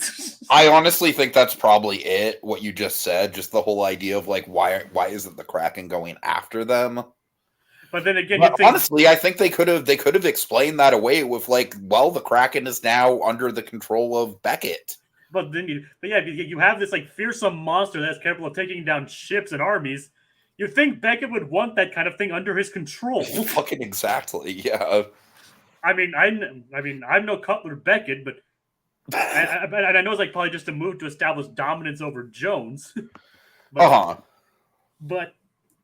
if I were Cutler Beckett, I'd say like he'd make the Kraken do my bidding. I mean, I don't know if that's like him just being. Maybe it's just him being arrogant. Perhaps. I just kind of wish there was more of an explanation for the Kraken being disciplined. Like, we miss the Kraken. We just really miss the Kraken. We stand the Kraken. Yes, we stand the Kraken.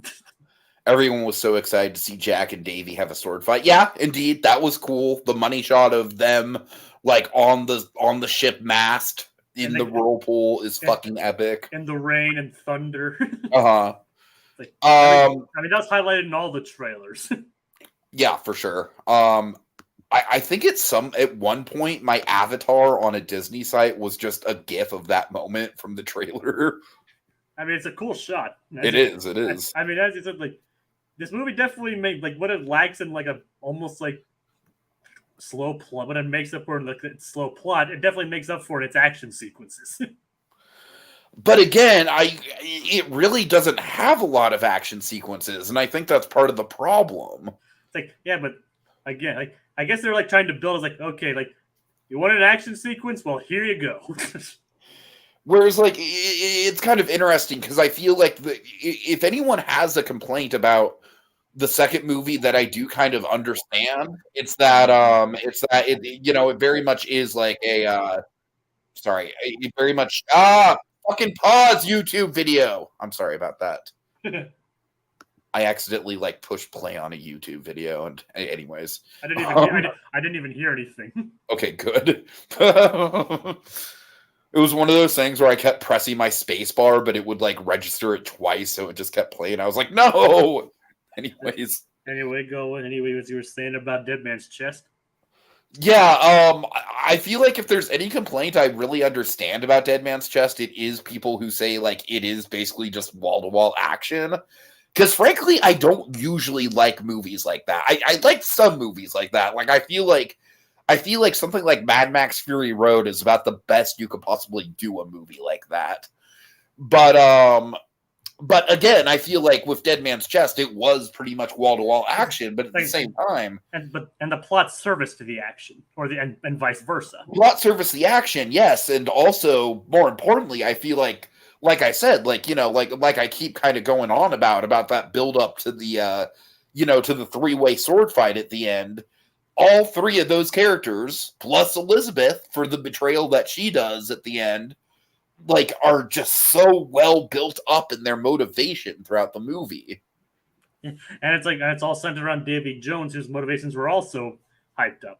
Indeed. It's like Dave, like they were all going for Davy Jones' chest. He was trying to make sure it didn't fall into anybody's hands besides his own. It was like a 5-way tug of war.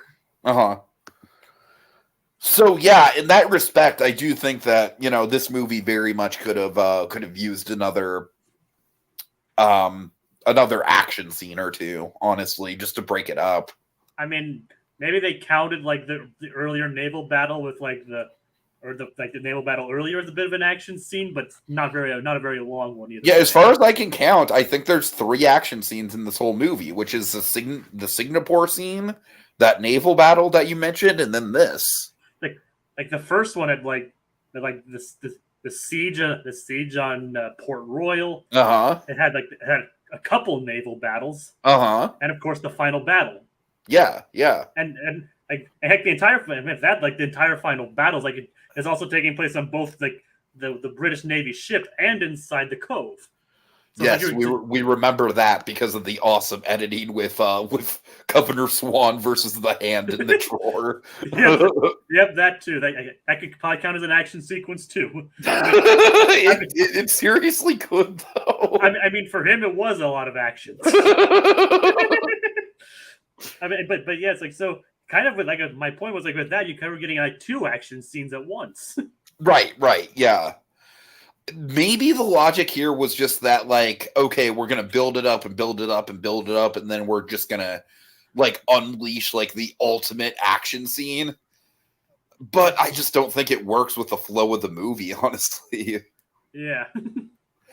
But I will say that there is some pretty iconic shit that goes down in this Maelstrom. So, I mean, for example, as you mentioned earlier, Davy Jones versus Jack on the mast. Yes. Barbossa being the priest wedding Will and Elizabeth. That is one of the all-time most iconic Barbossa moments in any of the movies. Like, Barbossa, marry us! and his reaction, like, I'm a little busy at the moment. I love that moment so much. I love everything about it. I love the editing. I love Jeffrey Rush's delivery. He's just like swatting people away. He's like, I'm a little busy right here. And then he still goes along with it anyway. Oh my god. He's like, maybe if I do this, they'll just leave me alone. Right. And he's like, do you take your to be a lawfully wedded husband? And it's like, you may kiss. Just kiss. I mean, that's basically what we were all saying at that point too, anyway. And yeah, they kiss. They're officially married. Kokia says, I'll give Beckett credit for being a smart mastermind, but he's not as interesting of a villain as Barbossa or Davy Jones. Yeah, agreed. I mean, yeah, he's smart, and we don't really know his motivations beyond just being like being a good businessman. And to be fair, that kind of does make him a little bit scarier, but but we've got to have money. Money. It's such a beautiful word. I swear to God, that clip is from Grandma Got Ran Over by a Reindeer, right? I think it's from. I thought the one I was referencing was Tom and Jerry, the movie. Oh, I think you're right. Yeah. Oh man, that clip is just like, it is like. I mean, who knows? Maybe there was a scene like that in Reindeer, but that clip is like one of the ultimate. Like, you can just apply it to like any number of generic villain motivations, and it just works so well. I mean, even Dr. Facilia, Princess and the Frog, she's like, you know, the power in this world ain't magic; it's money. Buckets of it. Exactly. I mean, and I still like Dr. Facilia as a villain, so there's that. I do remember it was said by Tony J. I remember that. But yeah, Kogias confirms it was Tom and Jerry, the movie. I don't know why I thought it was Grandma Got Run Over by a Reindeer. I mean, maybe there was something similar like in that movie. Maybe. But yeah, it's like, we got to have money. Tony J can make anything sound good. Oh my god, yes. Okay, so speaking of Beckett, yeah, like, say what you will about him, but he might have the best death scene in not just all of these movies, but one of the best death scenes in cinematic history, I think. It's like where he's just like walking slowly down the ship as it blows up around him. I mean, frankly, Jacob, I think that moment is like way more artistic and like ambitious and thoughtfully done than this movie even deserves, honestly. It's probably true. I mean, I love the whole idea of like, you know, like life is almost like going in slow motion for him, you know, like he knows this is the end and he's just kind of like, you know, like taking in the details. It's like he thought he couldn't lose, but the moment like the Dutchman resurfaces with a new captain, which we also still need to talk about. Sure. It's like he just realized that, okay, it's all gone from here. And I do really like that you know, that way that they defeat him by basically like, you know, like sandwiching him between the two ships. Yep. And fire all! The classic line. All right, so yes, let's talk about Will becoming the Flying Dutchman, the captain of the Flying Dutchman. One last thing about Beck is like I just love the shot of like him floating in the water and his body was caught by the East India Trading Company flag. Yes, for sure. That was a good touch. Like he lived by that and he died by it. Those who live by the sword die by the sword. Oh yeah. Speaking of dying by the sword. Yes. Another like a three-way battle of wits between or actually a four-way battle of wits, including Will, Elizabeth, Jack, and Davy Jones. Yeah, go on. Yeah, let's see. Little Blue says Davy Jones' death was a good one too. Just him staring into his heart. Stabbed out, and all he says is Calypso. It's like when the maelstrom first starts, he can the rain pelting his face. He's feeling like he knows it's Calypso. Yeah. It's like can we just say that he still looks as impressive as he did in the previous movie? Dude, Davy Jones, just straight up, other people have said this, and I very much agree. He is probably the most visually impressive CGI creation in all of movie history, and I don't even really think it's that close. I mean, you can swear they got a guy to wear an actual octopus for a head. I know. That's the thing.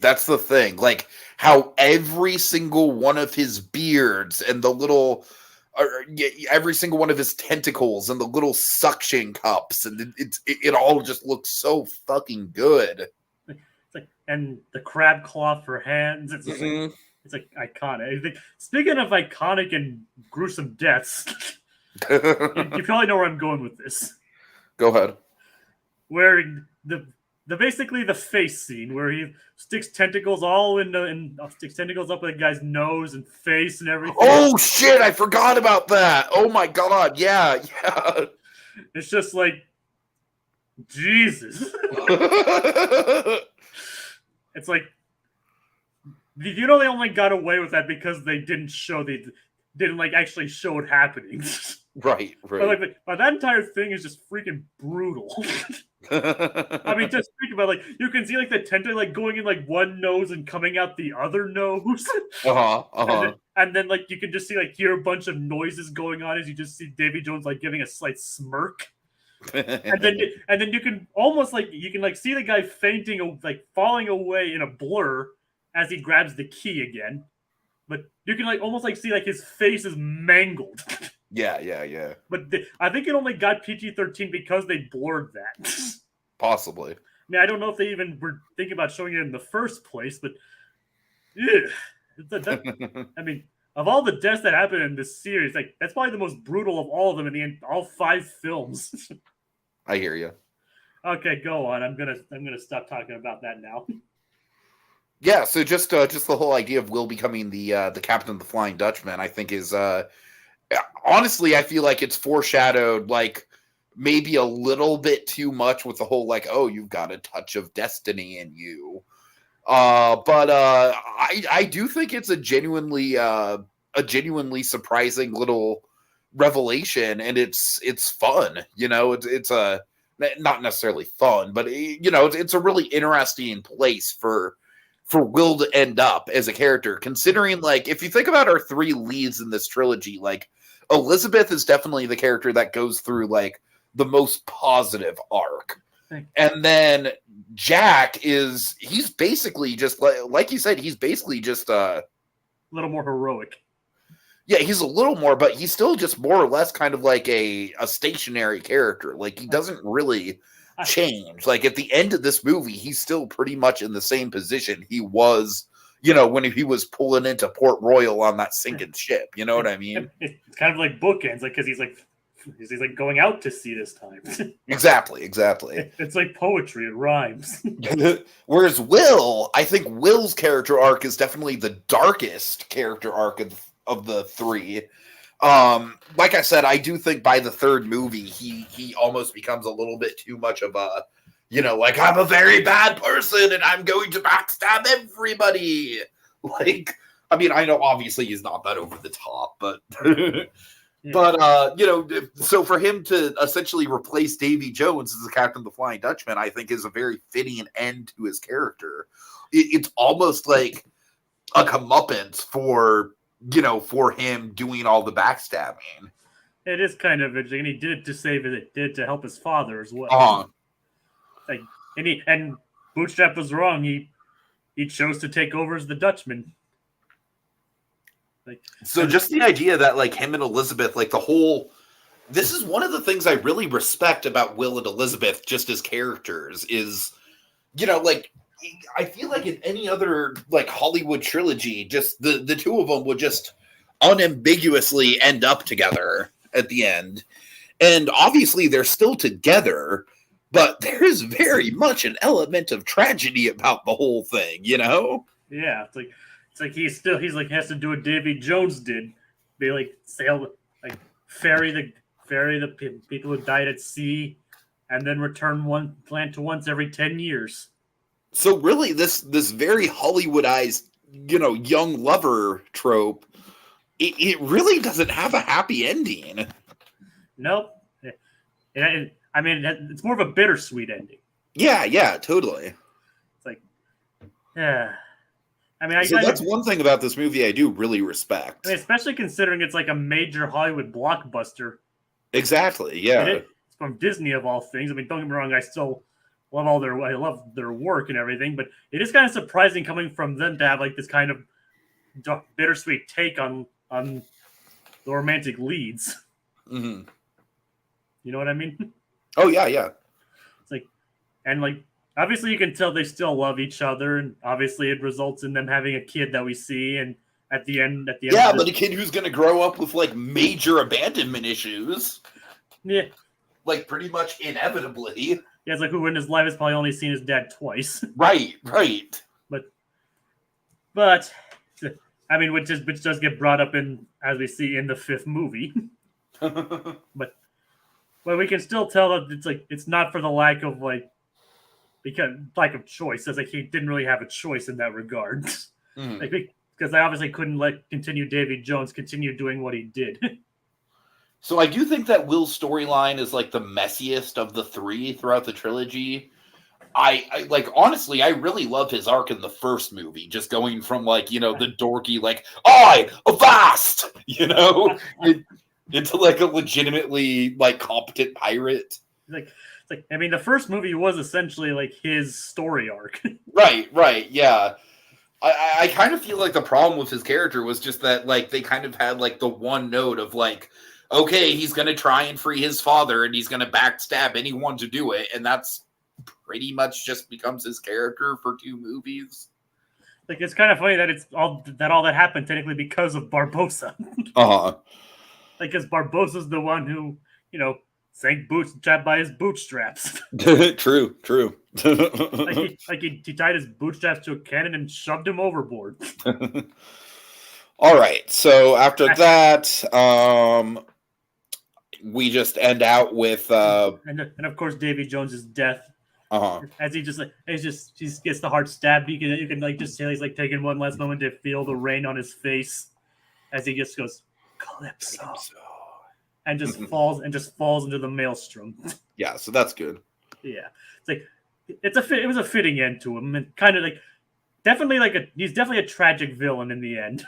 Oh yeah, very much so. And I still love the fact that he's able to play organ with his tentacles. It's and the music box, I don't think we highlighted enough. The music box is just the way it's worked into his whole motif is just very sad and very well done. Hans Zimmer continues to do a good work on the score of this movie too. Oh yeah, definitely. I mean, the scores are always on point. I still think probably the second movie was. I don't know. This one has a really great score, honestly, because one of the things I like about the score in this movie is that I feel like it feels appropriately more grand scale. Yeah. So. All right. Yeah, so like you said, we kind of end in a bookend kind of way with Jack going off to find the Fountain of Youth. What's kind of Mr. Gibbs is apparently watching the ship but fell asleep. And Barbossa and the crew took it away from Jackie, just bring up a couple of women to show the ship. I will say, out of the 3 endings, this is definitely my least favorite. But honestly, that's because I think both Curse of the Black Pearl and Dead Man's Chest, for very different reasons, have like all-time great endings. Like Curse of the Black Pearl, it's just like the whole like drink up me hotties, yo ho. Like it's just like it's awesome. It's like it's almost like a mic drop, you know. Yep. And of course the second one has Barbossa. Yeah, the second one is genuinely, I think, one of the all-time great movie cliffhangers, honestly. And then we see Barbossa, and this one we see Barbossa like showing them the map, and then with the giant hole cut in the center, it's like Jack even planned for that. It's like Jack is like it basically lives up to the quote from the first movie. Like, there's a fine line between madness and brilliance. But you see what I'm saying, though? Like, it's a fine ending. I just don't think it's iconic at all in the way that the other 2 endings were. I mean, you mean it doesn't like round off the trilogy in a satisfying way? Right. And I mean, I'm a big proponent of endings. I truly believe that like a great ending can elevate a good movie. You know what I mean? The 2 most important things in a movie are its beginning and its end. Mm-hmm. I mean, those aren't the only. And I'm not even saying that this is a bad ending. It's not. It, like you said, it does bookend the character quite well. I just think that the other 2 endings are just like all-timers, so it's just disappointing by comparison. Kind of like how Jack's introduction in this movie, it's still really interesting. It's still visually well done. It's just compared to the other 2 Jack Sparrow introductions, it's kind of like, wait, that's the choice that we went with? Okay. It's like he's still sailing away up into the sunset with a little dinghy. Sailing for Florida to find the Fountain of Youth. Of course he's going to Florida. Well, that's where the Fountain of Youth is and supposedly is. I mean, that's where the myth says it is. And that's why so many people retire in that state. Yep. All right, anyways. Yeah, honestly, Jacob, I do think that I know that literally at the start of this podcast, I was like, we're not going to bother with the 4th movie. I don't necessarily think we should do it like this year, just because I feel like the rest of the year we're going to be pretty busy, you know, between Halloween stuff, Christmas stuff. But, you know, I definitely think I definitely wouldn't mind revisiting the 4th movie. I don't think we need to do the 5th one again, just because, like I said, I'm pretty sure there's already a spoiler cast on the main channel for the 5th movie. The funny thing is, I looked for it and I couldn't even find it. Oh, really? Yeah. Maybe we didn't do one. Huh. I mean, I'll have to look again, but last time I checked, I looked up Dead Men Tell No Tales and Pirates, and I couldn't see it anywhere. Okay. I mean, maybe we didn't do it. It's possible. All right. But I do think the 4th movie is an interesting discussion, just because, again, it's like there are redeeming elements of it. But I mean, I've just looked it up, and like we did you guys did Talking Mr. Banks of Dead Men Tell No Tales. Well, that was it. Yeah, it doesn't necessarily have to be called a spoiler cast, because I don't even think we coined the term spoiler cast until. And it was a trailer reaction. Oh, it was a trailer reaction. Oh. Yes. Okay, well, maybe we didn't talk about it then. Like, the funny thing is, I thought we did too. I know. All right, well, regardless, we will return. Like I said, maybe not in 2023. We'll probably take a break for a couple months. But, you know, I wouldn't mind revisiting. I guess we do have to revisit the 5th one as well. Like I said, the 5th one is basically like, it's a solid movie. It's kind of like the greatest hits of the Pirates of the Caribbean movies, where it's like, we got a supernatural villain who's got a personal vendetta against Jack Sparrow, and there's like some Rube Goldberg machine mechanics, and you know, I still like the action sequence with the guillotine. And the return of the guillotine is great. That is genuinely one of the best moments of the movie for sure. Yeah, and it's in the very beginning of the movie. Anyways, okay. So just to thank Code Gios, Little Blue, and Aid March for being in the chat. Y'all are awesome. Yep. Thank you all for joining us in this regularly unscheduled retrospective. All right. Have a good night, everyone. Thank you. No, what are you doing? What are you doing?